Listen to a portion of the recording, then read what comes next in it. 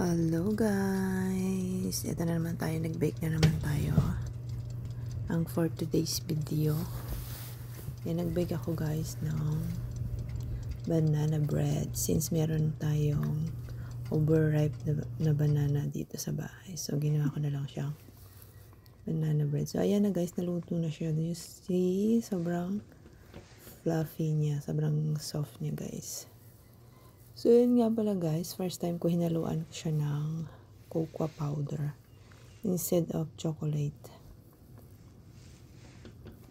So, cocoa powder ang ginamit ko guys. So, kaya parang chocolate na siya. Parang brown, chocolate brown na ang nangyari sa kanya. So, ayan. I-slice natin. Ayan, oh, ganda-ganda ng pagkakagawa natin. Perfect. Umuusok-usok pa nga eh. Napaka-soft niya guys. Ayan, tikiman time. Tikman natin, oh, diba? Ang soft niya. Ang sarap niya guys. Hindi ko siya masyadong tinamisan guys.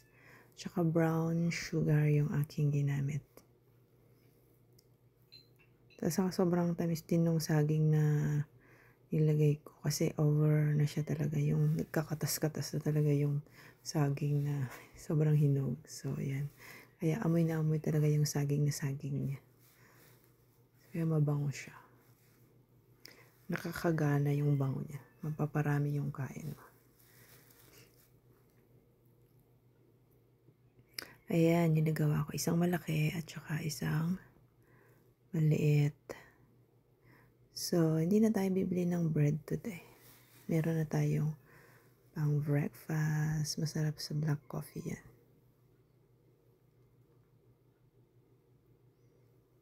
Diba?